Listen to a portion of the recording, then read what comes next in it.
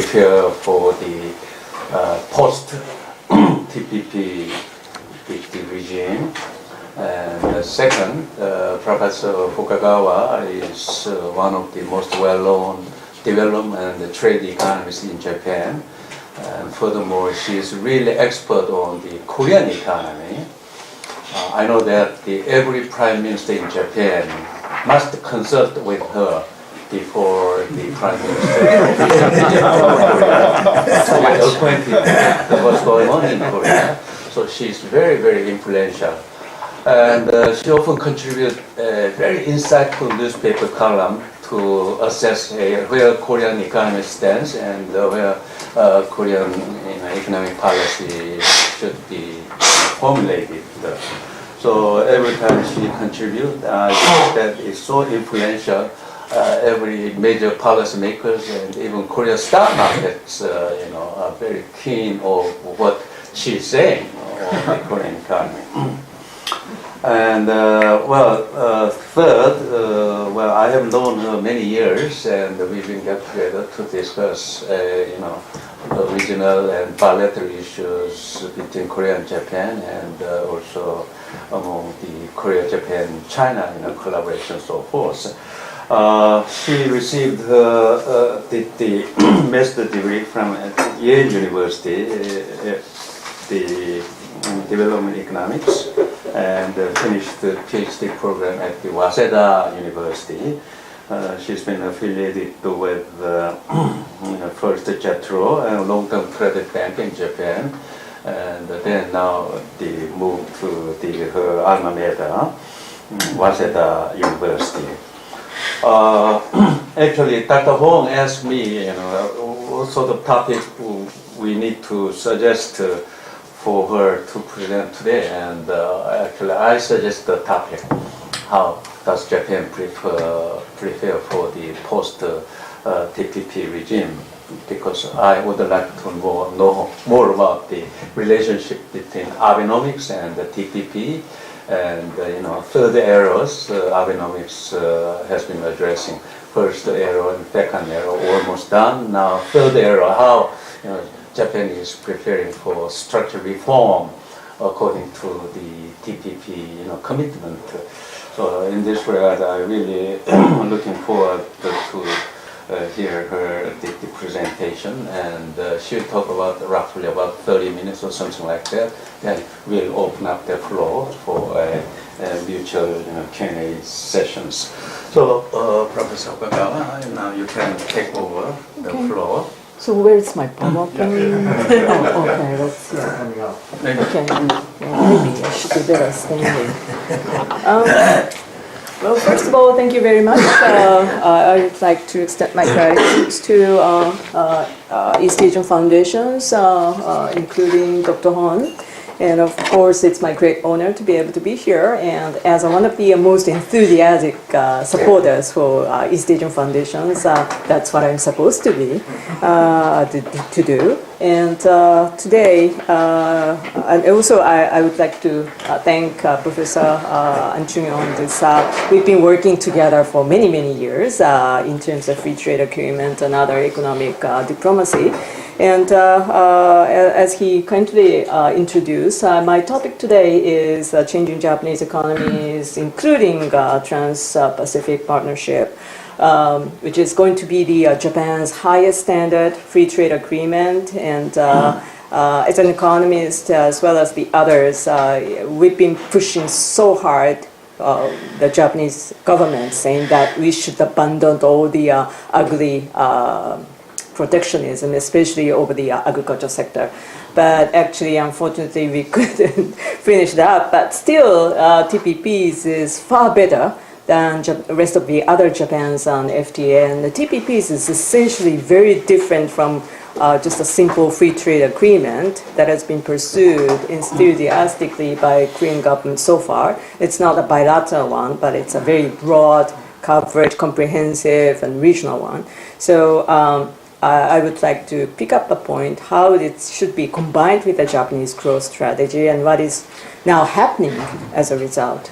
So the major points are five. What is TPP, and what is going to be the impact on Japanese economy? It's just a quantitative analysis, and that's not the interesting things, but it's for the economist, it's a crucial things.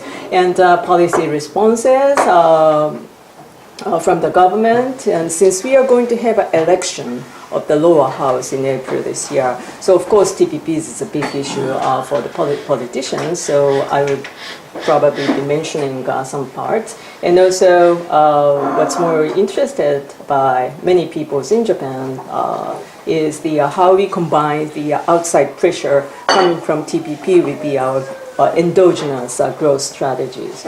So, and finally, since locations is here, I would like to mention about that implications and even the chances for Korean economies. So, what is TPP? TPP is, of course, as a part of the free trade agreement. It's a very unique FTA that's going to cover almost the 40% of the global economy, participated by US and Japan, and relatively far open economies like Singapore, New Zealand, Brunei, and Chile. So it's a very and it's a very comprehensive pact. That is actually when we talk about an FTA, so far what's been very much stressed in this country is if the as a result of the free trade agreement, bilateral one, the counterpart is going to abandon some of the tariff, and then, for instance, the Korean economy is going to be pushed by the export growth, etc. But the major aims or the purpose of the TPPs is not really the tariff lift, but it's more like to establish the common goals in Asia-Pacific trade, and that's a kind of public goods. So if you participated, everybody can use this, but we would, especially both the United States and Japan, wish to have some very clear, transparent kind of rules as the bottom line of the trade in this region. So that's what Japan was desperate about, TPP, not as like a mere FTA, because during the highly appreciated yen eras, like $1.74, 78 or something, Japan is really colonized in terms of the manufacturing sector. So our global value chain is so much spread out in a very broad area. So what Japan was mostly motivated was to promote the interest of the people, manufacturing facilities in many different countries. So then we had an agreement with the US saying that the FTA should be a high standard liberalizations in goods, not only in goods, but service and investment, because investment is a very crucial part of our economic activities in this region.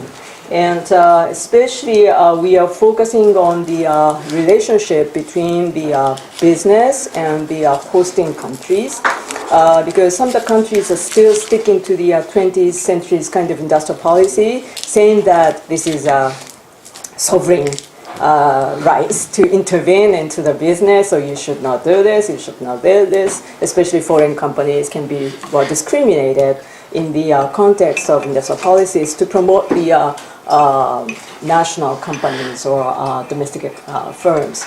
But so that's why we are pretty much interested in the investor-state dispute settlement, ISDS. Some peoples are very much against it, even in Japan, but nevertheless, we push this idea, saying that we are already such a big investors, why don't you protect ours? And that's one. And also, there's a lot of items very much stressing the transparency principle. For sanitary or photosanitary measures, if you try to ban it because your things are too dirty, you have to provide the scientific evidence that we have every reasons to ban your products. So this kind of transparency principles are quite an outstanding part of TPP. And also, in terms of non-tariff barrier, like, well, we need more times to check your products, so your products should be in the port or airport for several days, etc. So if you try to do that, also you have to provide evidence why the government is doing that. So this is a very rule-oriented whole comprehensive pact. And also another interesting thing is the total accumulations of the rule of origin. Since, well, no matter TPPs is a big trade pact participated by 12 nations, but still it's an FTA. So outside members can be discriminated. So to be benefit as the member of TPP, you have to prove that this is made by TPP members. So then there is a necessity for rule of origin. But the important thing is that we finally agrees to have some total accumulations, admitting total accumulations of whole value chain. For instance, if you produce something in Vietnam and then export the parts, for example, to one of the members. Well, maybe I should explain in a different way. Well, for instance, Samsung has a huge operation in Vietnam now. And Samsung produces a lot of electronic parts like LCD displays on its part, and then try to send it to Vietnam to assemble it and then export to somewhere else. So in that case, if Korea were the member of TPP, the value that is exported from Korea to Vietnam is accounted as a whole basis. So if the the products are to be exported from Vietnam to US, for instance, that's covered by TPP. And so that means there's no tariff against it. But if you don't participate, for Japan at this moment, Japan is a member and Korea is not. And then if Japan exports the similar things, electronic parts to Vietnam, and they assemble it in exactly the same way as Samsung are doing, and then Japanese parts are counted by the Korean-made parts are not counted in terms of value calculations of rule of origin. So there can be chances that even though it's the same made in Vietnam products, but Samsung one probably can be discriminated in TPP, while Japanese-made one can be benefited by TPP.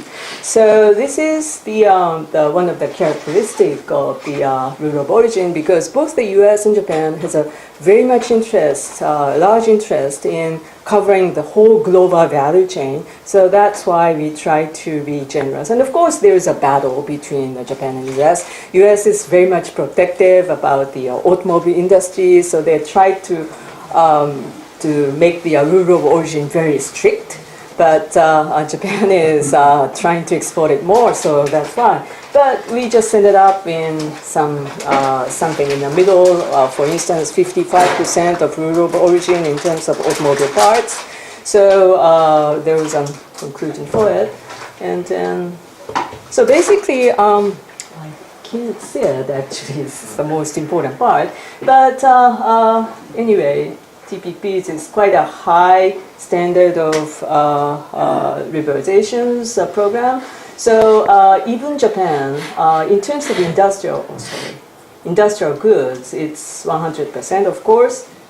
It doesn't turn on, but it's 100%, while the rest of other 11 countries is 90.9 or something. And in terms of just the industrial goods only, I think Japan's liberalization program is something like 95 or something in terms of tariff lines.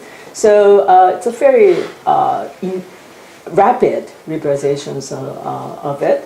And but unfortunately, Japan has been very notorious about the agricultural protections, and we are very slow in terms of immediate tariff elimination. So that's in Japan's case, it's only 51.3, and US is also slow, 55.5 or something, while the other countries like Australia or even Mexico's is faster in terms of liberalizations.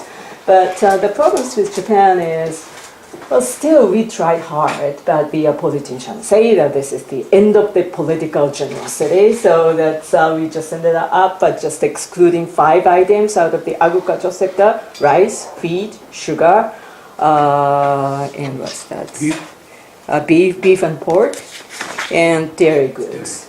So we couldn't do it. So there is virtually the whole exclusions of 5 items. So that's why Japan just remained as the only the exceptional countries that still allows these items, or even nearly 20% of the agricultural trade for exclusions.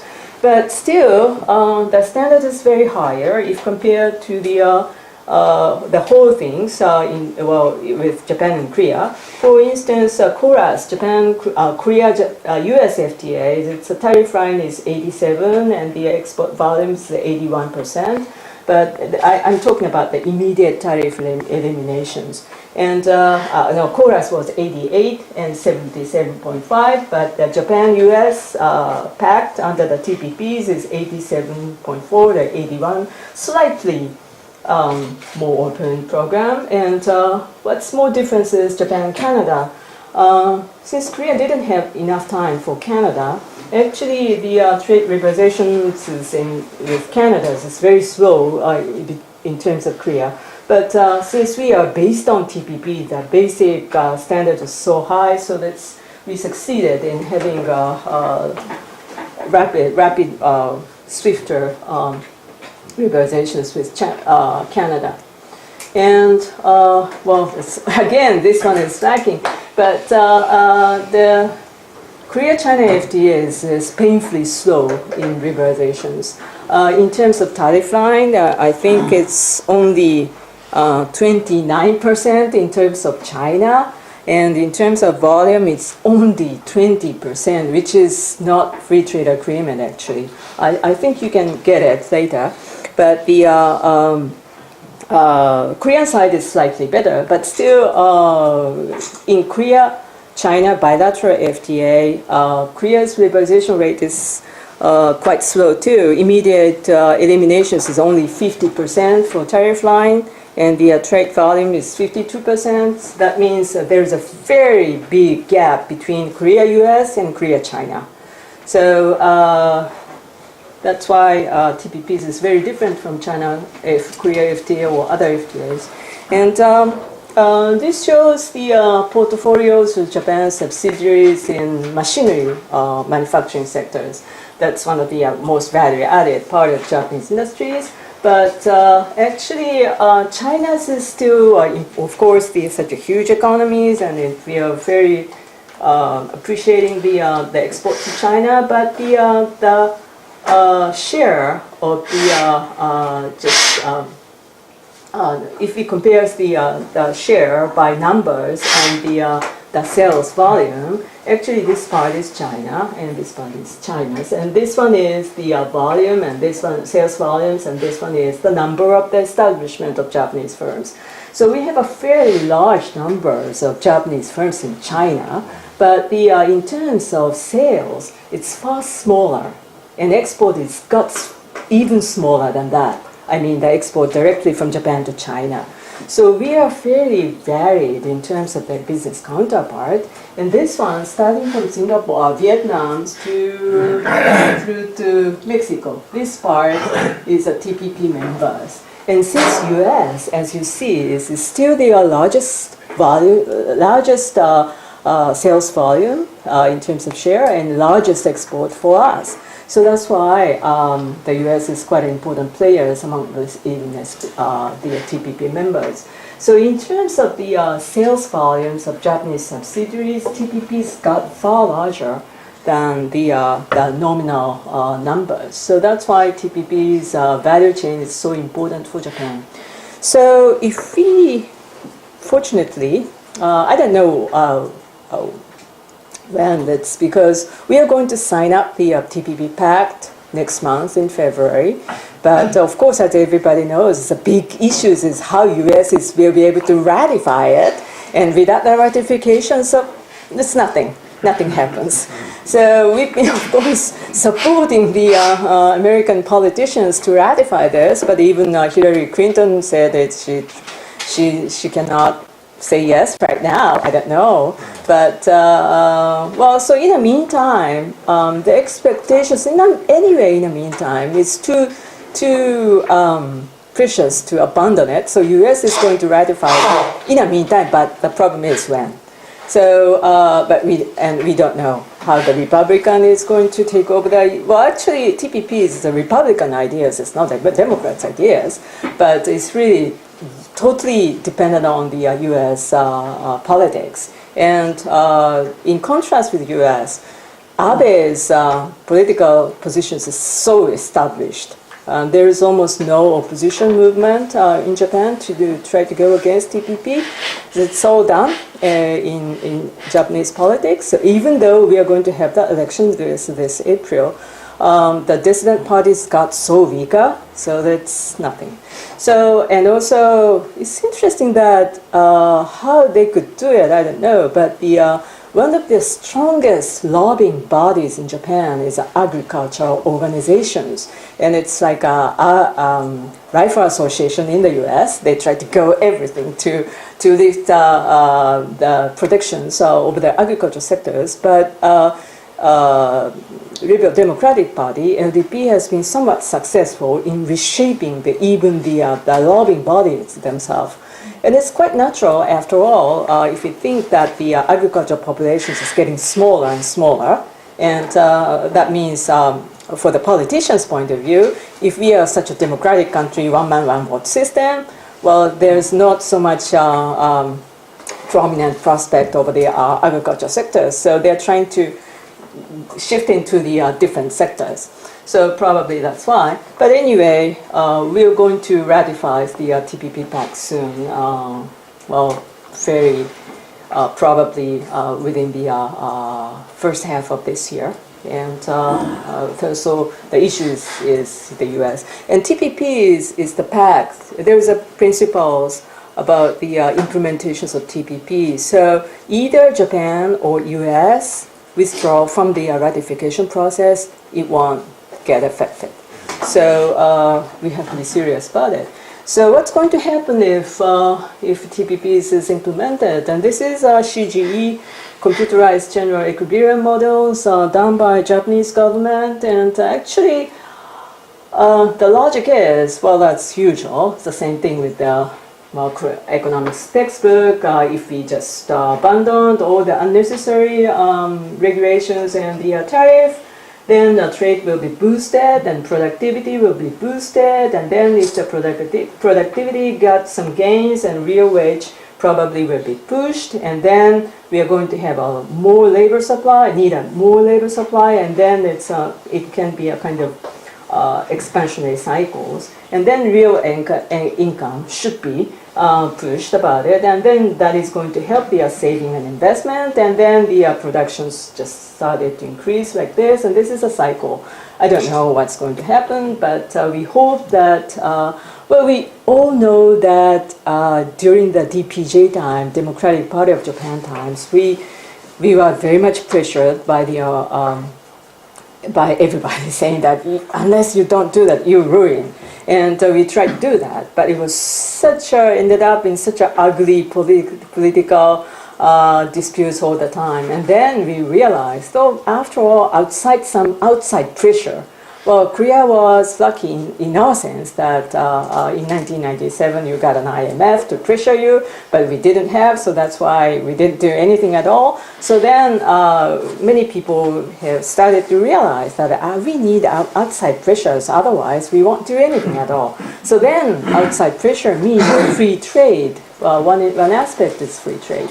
So what many people in Korea tends to believe, since these countries is very much dependent on export and driven by export, well, maybe Japan is a similar way, but Japan's dependency on export is very much limited. It's nothing really seriously different from the US.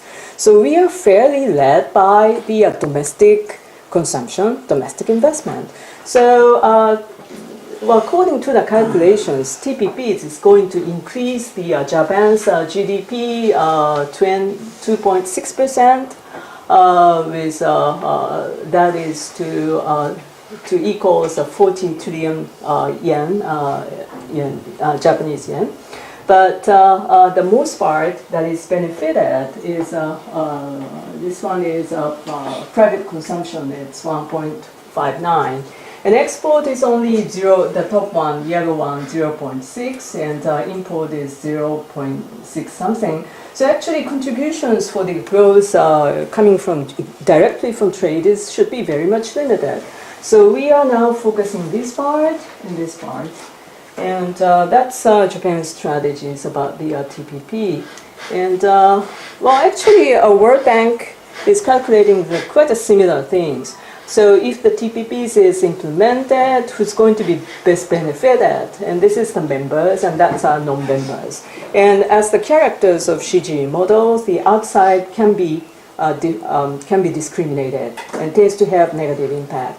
But the most, of course, the positive responses probably will go to either Vietnam or Malaysia, because the tariff is far higher than the OECD members. But Japan is somewhere in the middle, and the US is almost nothing.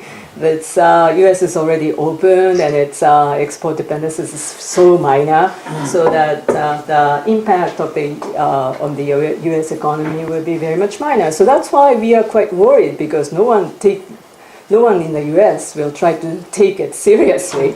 But it's only the diplomats that's more interested in TPP. It's not businessmen. But for outsiders, who's going to suffer is Thailand, and EAP, NEEs is rest of other East Asian countries like Laos, Burma, or Cambodia. But these countries are still very at their low development level, so they should be more committed to ASEAN communities or other things. But the third one is Korea. And the other rest of others, well, the EU or the China, even India, are quite minor. So that's why we thought that we are pretty sure that Thailand and Philippines is going to participate soon, because they are discriminated again in the TPP framework. And Japan is pushing these two countries to come, because Thailand is the largest volumes of, if we go back to the portfolio of Japanese FDI, this is Thailand. Japan is heavily investing into Thailand, and even for Toyota, the most value-added productions is done in Thailand. So we are desperately trying to invite Thailand. And also Philippines has, from the political reasons with China, they are interested in coming into the TPP. So, and Thailand is quite large, and Philippines is now not really. But if Philippines comes, probably Indonesia will have to come, because of the competitions in attracting FDI. So that's what we are trying to see in ASEAN domino participations in TPP. So Korea, what's going to happen in Korea? Well, I think in the meantime, Korea has various options, because technically just entering into TPPs is probably nothing for Korea in terms of tariff lift and the liberalizations, because basically Korea-US pact is here, and well, Korea-US, actually TPPs is very much based on the Korea-US FTA. So it's very strange that Korean opt not to come at the original participation as a participating members. But the problem is probably with competition with Japan. So I don't know how Korea is going to opt, but I should just let it in the last part. And so what happened to Japan? Well, Japan's industrial sectors has the lowest tariff. In terms of tariff, Japan is the most open economies in the world in terms of just industrial goods. So that's nothing to add it more. But one is industrial alcohol. In 11 years, some petroleum products that is going to be opened in 11 years, etc. But that's not the major part of Japan. And in terms of domestic politics, the leather goods, Japan has a serious discriminations against the minorities in Japan, and they are specialized into leather goods making, and that's why Japan has been desperately protecting these sectors, but we finally agreed to open up everything and furs and anything. And textile goods, I don't know why Japan has a reasons to protect the overcoats or other wear apparels, but finally we also agreed to open it in 11 years. And there are some non-ferrous metals, and these industries are less competitive, and the facilities got so old. So this is going to be the good opportunities to either modernize or just give it up, or the good thing. But these industries are anyways quite a minor industry in Japan anymore, so it's not such big issues. For politicians, of course, agricultural sectors is the biggest issues because of the traditions, and but still, TPP is the highest standard in terms of agricultural sector opening. We finally opened the 395 items out of whole nearly 900 items. So for the very first time in TPP, so we hope that this part is going to be a kind of breakthrough for Japanese cracking down for the Japan's agro protectionism. But there is unfortunately no major concessions over rice, beef pork, as the 5 items that I mentioned, sugar for Okinawa, and dairy goods in Hokkaido areas. So that's why we couldn't do that. And in some parts like rice and feeds, we decided to maintain state trade, the trade that is very much covered by the state. And also we just only agreed and increased, we tried to increase the non-tariff quota in some of the items, or some other items in the reductions in the outside frame tariff. So, and also there's a tremendous safeguards for every 5 items. So this 5 items are still very heavily protected, but there is no tariff virtually within 6 to 11 years for all fruits and vegetables. It's all open.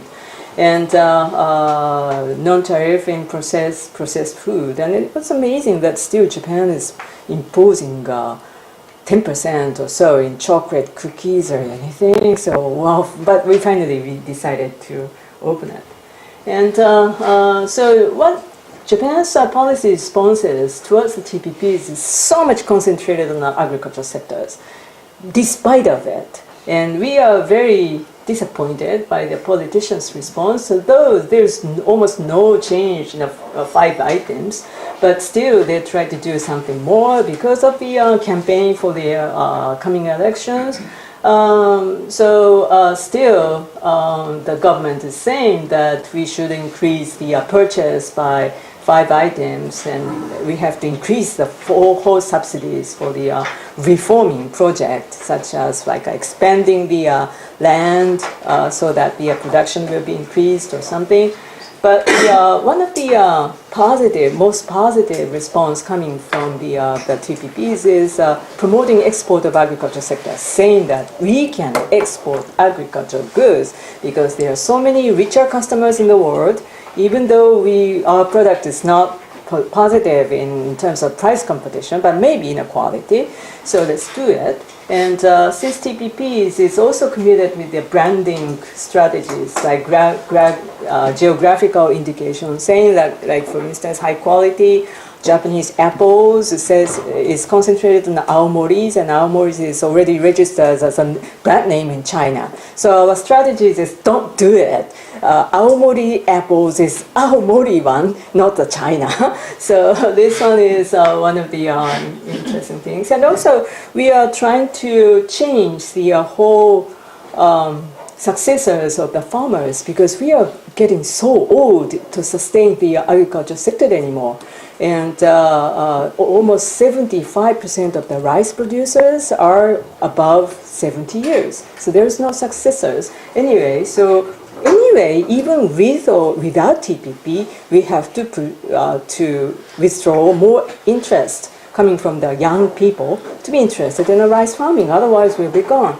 So that's one of the subsidies are going to. And also location innovations. We deregulated many things. So now the companies and firms are allowed to be engaged in rice farming. So many big companies are interested in investing into the large rice patch. So that's kind of things. Yeah, so we are also trying to do something clustering in cooperation not only with the agricultural sector itself. We try to combine it with the some convenience shop. If you go to Korea, so you also see the convenience shop that opens 24 hours.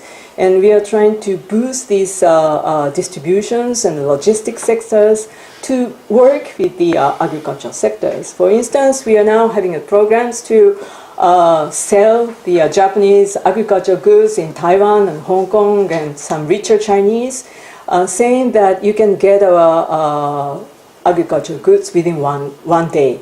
So if you order right now, your maybe fresh peach or strawberry from Japan will be coming to your place in next day. So that's what we are trying to do. And of course, food safety program, because Japanese customers quite similar with Korea, saying that well, our made in Japan is safer, but maybe outside of Japan, no one knows. But that's very strange thing. So we have to rationalize all the safety program. So another policy responses is for especially industrial sectors is, of course, even if you ratify it, no one knows TPP, no one tried to use it. So we are seriously learning from Korean experience in terms of the SMEs to be interested in TPP. It's a government act, but it should be shared by the business people anyway. So we are very much focused. Well, one of the interesting common focus in TPPs is SMEs, not the large companies, small companies. So we are now having some consortium with the government-related bodies to promote the local small firms to be interested in a global business. And that's one of the things. And also deregulations and innovations is, of course, always the growth program. And we have certain specific goals as a government. So it's we have to push up the productivities especially in the service sector and knowledge-based industries, 2% every year for 5 years, and service sector in Internet of Things, artificial intelligence, robots, intelligence, it's IT-related, transportation service, etc. And inbound FDI. And this is, in my sense, is the crucial part of Japanese growth strategies, because we are the amazingly small number of foreign firms in Japan. So in every major growth program has tended to be more combined with the attracting FDI kind of strategies. So that's Can you tell us in terms of volume rather than cases inbound? Volumes actually we don't know. Oh, you don't know. That's why we couldn't decide about the goal. So well, if one big company is investing in a big investment, probably.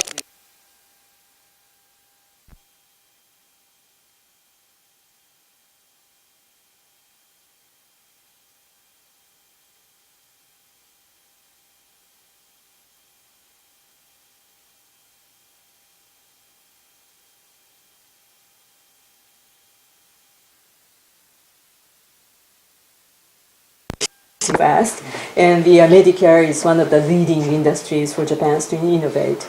So it's an inbound FDI, and inbound and outbound tourism, especially inbound tourism, is now making a record. So last year we invited almost 20 million of foreign tourists into Japan.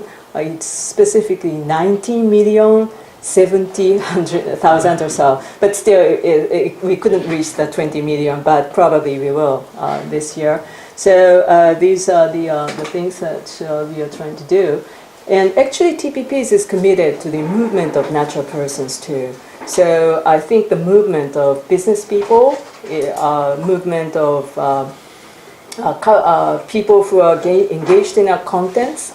Actually, many people from all of the world wants to come to Japan, partly by manga or animation related business. So now we finally agreed to accept those people. So, there's a lot of integrations in Japan in terms of the FTA. So, of course, I think we have many commonalities with Japan in terms of FTA strategy. So maybe I should cut out this part. And in terms of combinations, well, we are now under that so-called Abenomics version 2 since last year. And that is to target the nominal GDP of 490 trillion 1914s to be increased into 600 trillion in some near future, and that's one of the Abe's commitment, and birth rate of 1.8, which is now 1.47 or something. But no one knows why it makes difference from 1.5 to 1.8, but 2.0 is the maintenance of the present demography. So, but this is a whole campaign program. Actually, it's very politically distorted in a sense. And there's no. Abe is saying there should be no. We are now actually suffering from the labor shortage already, and we are trying to promote more people to be willing to work. So, but unfortunately, there are so many people who had to quit because they have to take care of their older parents who are living until 95 or 100, even 100. So the government is trying to renovate the social security program. Can I just ask a question on the GDP? Is it the current yen? Yen. Current yen? Oh, that's in yen. Sorry. It's in dollars, Church. It's yen. I understand, but you did not make any translations of the relationship to dollar. No, because the yen is changing so fast. That's what I mean. And of course, our GDP is in terms of voters' point of view. It's all yen. It's nothing to do with the dollars. I understand. So it's yen. And so we are basically following these 5 principles for Japan's growth strategies. One is a private sector dynamism. Government government does not have any more risky money anymore, so we have to promote the private sector, and that's the only thing that we can do. We have to mobilize all the human resources because we are suffering from labor shortage. We have to create new frontiers, otherwise we won't be able to compete with the Chinese in hardware anymore. And also we have to, the Abe's claim is we have to make sure that the growth should be trickled down into whole local small areas. Otherwise, well, people in city areas are very happy now. After the Abenomics, the equity prices got doubles, and they are enjoying the asset bubbles. But it has nothing to do with the local people. So let's do it. And global outreach, expanding the global outreach is the common issue with the rest of others. So we have some structural reform programs, and we are now reforming actually the green part is something to do with the TPP ones, and we are now trying to reform the venture capitals and venture business. I think we have enough basic technologies, like a Nobel Prize winner levels of basic technologies, but the linkage with the business is so weak because the basic research is so independent from the business. And so that's what we are now trying to reform in shaking with their Silicon Valley. We finally abandoned the ideas. Japan tried to help Japan. So we try to probably somebody will help us, and that's one of their strategies. And also globalizing SMEs, especially in the local areas. So government is even now supporting the local companies' ramen shop, trying to have the better supply chains in Paris or London or whatever. And these kind of things. And also, in terms of human resources, we have a regular education reform programs, and also we are trying to take in foreign talents as much as possible. So the visa program in Japan is very deregulated these days if you are qualified as a skilled labor. So, and also another issues is, Silicon Valley program is we are sending 200 companies to Silicon Valley, and they are trying to have a better project, better relationship with the Silicon Valley venture capitalists, etc. And the growth frontier, One of the focus for Japan's growth industries is, after all, the medical industries, because the aging speed is so fast, and what's more is Japan's medical service is the heavily covered, or probably broadly covers by, even if compared to the major OECD members, we are fairly covered by medical insurance for everybody. I don't know about the sustainability of the budget, but still it can be a chances for the radical experiment of everything for such regenerative medicines or Medicare services. For instance, after Professor Yamanaka's IPS cells technologies, we are already in use for the technology. So if you try to have some certain heart disorder, and if you take the skin of your legs and patched into the heart, that is going to improve all their functions, and that's very costly. If without the medical insurance, it's cost almost 20 million yen. But under the medical insurance, amazingly, it's only 23,000 yen. So that's what Japan is trying to experiment. So, and also we are trying to invite the inbound FDI into these areas, and also we are trying to innovate the clinic system, because there are so many small clinics, but they are not networked yet in terms of the information change about their patients, or how the patients will be able to pay the money. So we are trying to have such a big database analysis on the Medicare network, and we are trying to invest into it, not only the government, but it's probably more participated by the private sector. And clean energy, of course, we are the least gifted countries in terms of energy. So we are desperate about... Excuse me, what does it to do with TPP? Oh, this one is basically the professionals, movement of professionals are highly deregulated. So if you're just interested in, you're a venture capitalist and interested in Medicare service in Japan, you can stay in Japan for 1 year or 2 years or whatever, and that's covered by TPP. And also intellectual property right. If the company invested in Japan and invented such a huge pharmaceutical products, and of course, there can be chances that can be dispute between the Japan and US, but still it should be far better protected than now. So that's why it aims to increase the attractions of the business sector.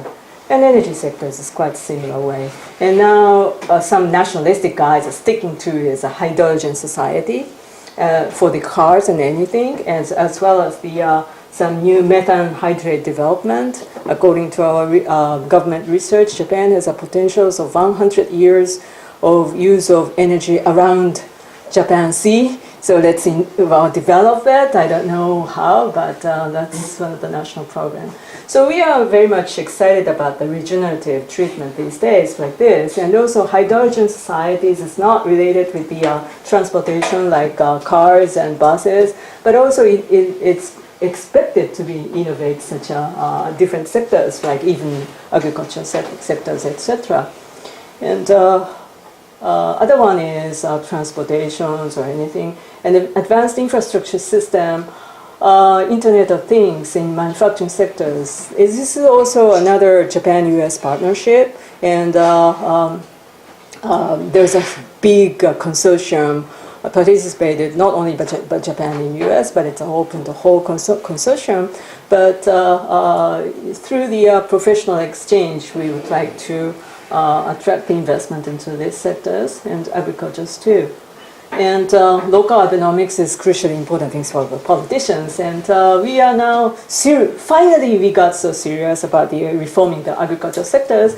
And now one of the experiments is going on to reduce the cost of the rice by 40% by huge investment. And that is also technologies can be borrowed from the US or not any other participating members. But also Australia is interested in this project.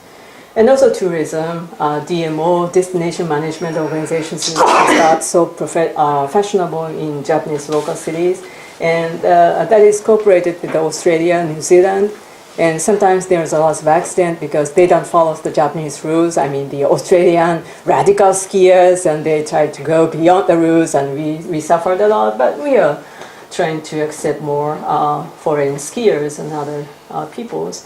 And well, since Japan is such an aging country, we are interested in the barrier-free infrastructures analyzed by big database and try to export these infrastructure systems to US, Australia, or Canada, because they are aging anyway.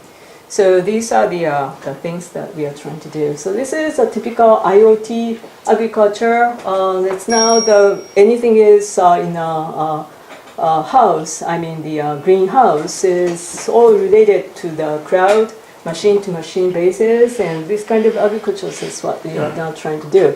So this is really hard. Lots of interface with the TPP. So inbound FDI is crucial. Rural origins is very appreciated in terms of the different input coming from the different countries.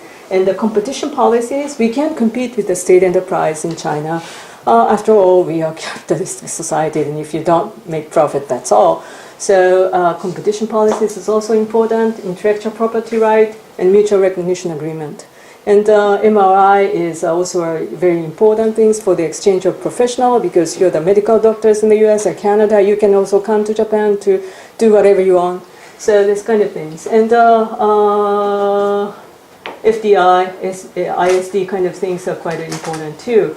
And of course, market pressures is very much expected for these countries. So anyway, Japan is trying to change very rapidly from the manufacturing kind of pure hardware related countries into the knowledge-based economies. And in terms of the interface with the mature economy, it's more the competitions and cooperations with the both for the innovation system. And also the rural designs are quite critical for Japanese interest in terms of not the bilateral FTA, but it's the combinations of TPP and TTIP that is between the Europe and the US. So we hope to find some commonalities of the basic rule under the WTO. So we have Japan-EU FTA negotiations still going on, so that's the desire. And also we hope to make some gateway kind of place for medical service or maybe innovative agriculture sectors. So that's a basic issue with the mature economies. But the rest of Asian countries probably this means the end of the so-called familiar flying geese pattern of hardware manufacturing. And Japan is going to differentiate the industrial structures by the big data. That's a big difference from emerging countries. And also interactive exchange is very much appreciated. Now we are even accepting the property business investment from Malaysia. And also we are receiving even the apparel wear fashion house from Vietnam. So they can do that because the mobility is probably got better. And that's the different talents and different ideas and different knowledge we believe that is going to boost the Japanese economy. So these are the things that the difference. And finally with Korea, I think Korea has three options. One is to just make the participants of TPP right after the whole ratification process, and that is automatically bring in high standard Japan-Korean FTA. But I think in terms of hardware, Korea is competitive enough to accept this, and even it would be a good opportunity both the reform and the innovate the industrial structures. And second one is RCEP, that is ASEAN plus 3 kind of FTA, but it's going to be very much low-level standard. China, India's never wished to have such a high standard FTA, so I don't know. And probably the third point is upgrading Japan-Korea FTA in framework with Japan-Korea-China FTA. But I don't know. That one probably will very much depend on Chinese attitudes. And so my concluding remarks is actually we are now, Japan is, I personally believe we are heading into the right directions, but how fast we can reach it, we don't know. But anyway, we are trying to change to the system industry from the hardware manufacturing, differentiation competitions from price competition, cluster making industrial competitiveness rather than border. So we have a very sophisticated industrial clusters between Kyushu and Gyeongsang-do areas, and that's what the cluster means. So if we just try not to set up the border, saying this part is Japan, this part is Korea, maybe the cluster industries will be benefited. And we should be more focused on SMEs, and we are trying to be more attract the vertical relationship with Korea and the rest of other Asia. So it should be more horizontal relationship, not the vertical one anymore. And what's more important, probably in our sense, is individuals movement. So talented young people from Korea probably will, if they're interested in coming to Japan, let's make them do it. And if vice versa, if frustrated young people try to come to Korea, probably that is going to make such a good exchange of different opinions and different values. Thank you very much, and I will